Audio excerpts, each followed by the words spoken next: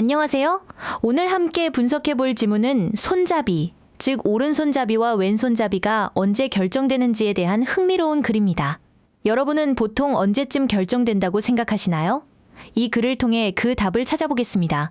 지문을 자세히 보기 전에 전체적인 흐름부터 잡아볼게요. 먼저 손잡이는 초등학교 때 결정된다는 일반적인 생각을 소개합니다. 하지만 곧바로 however, 이 단어를 사용해 그 생각이 틀렸다고 반박하죠. 그리고 왜 틀렸는지 태아 연구 같은 과학적 근거를 들어 자신의 주장을 증명한 뒤 결론을 내리는 구조입니다. 이 흐름을 기억하면서 따라오세요. 자, 첫 문장부터 보겠습니다. 문장이 of central importance, 이 표현으로 시작하네요.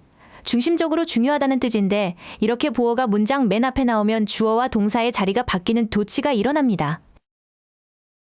이 문장의 동사는 is, 이 동사가고 진짜 주어는 그 뒤에 나오는 the answer, 이 표현 이하의 긴 부분이에요. 중요한 내용을 먼저 던져서 집중하게 만드는 효과가 있죠. 그럼 그 중요한 질문의 내용이 뭘까요? It is actually determined. 이 표현 뒤에 나오는 whether 절이 바로 그 내용입니다. 여기서 it, 이 단어는 의미 없는 가주어이고 진짜 주어는 아이가 왼손잡이가 될지 오른손잡이가 될지라는 whether, 이 단어가 하의 부분이죠.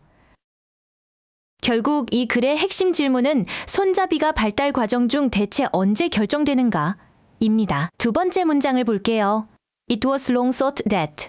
이 표현으로 시작하죠. 오랫동안 라고 생각되었다는 뜻인데 보통 글쓴이가 반박하고 싶은 통념을 소개할 때 자주 쓰는 표현입니다. 여기서도 손잡이는 초등학교 때나 돼야 확실히 결정될 수 있다는 많은 사람들의 생각을 먼저 보여주고 있어요. 문장 끝에 When a child learns to write, 이 표현이라는 부분이 붙어 있죠?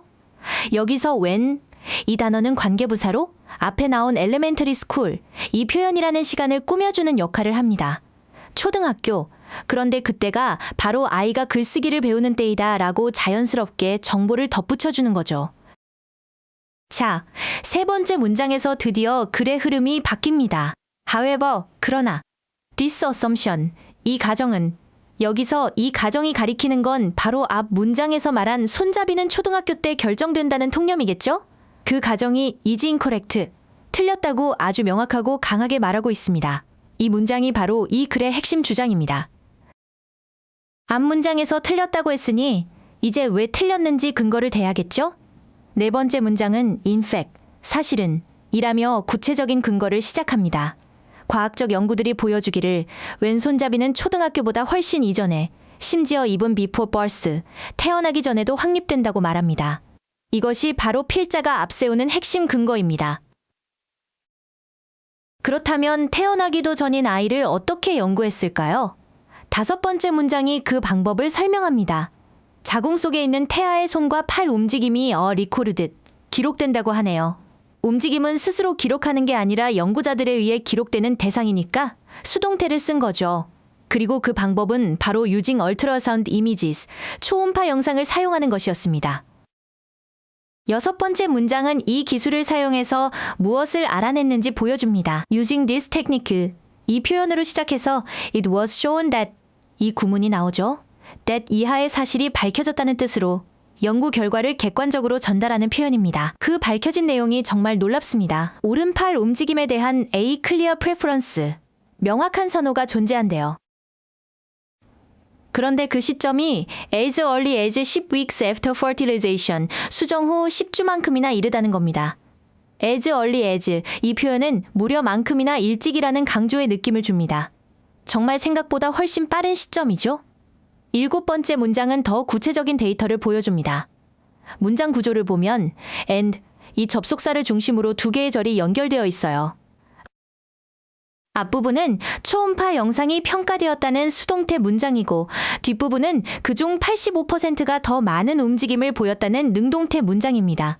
이렇게 두 개의 완전한 문장이 대등하게 연결된 병렬 구조입니다. 연구 결과를 보면 태아의 85%가 more movements of the right arm than the left, 왼쪽보다 오른팔의 움직임을 더 많이 보였다고 합니다. 몰된 비교 구문을 통해 두 팔의 움직임 횟수를 명확하게 비교하고 있죠. 태아 단계에서부터 이미 오른손잡이 경향이 뚜렷하게 나타난다는 강력한 증거가 됩니다. 자, 이제 마지막 문장으로 글을 마무리합니다. this number, 이 수치는. 여기서 이 수치가 가리키는 것은 무엇일까요? 네, 바로 앞에서 언급된 85%입니다. 이처럼 지시어는 앞 내용과 뒤 내용을 단단하게 연결해주는 역할을 하므로 무엇을 가리키는지 꼭 확인해야 합니다. 태아 시절의 85%라는 수치가 성인 오른손잡이 비율인 약 89.4%와 very close to, 매우 가깝다고 말합니다.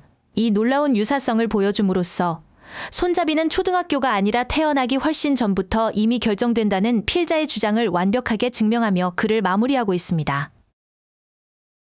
오늘 지문의 흐름을 만들었던 핵심 단어들을 다시 정리해 볼까요?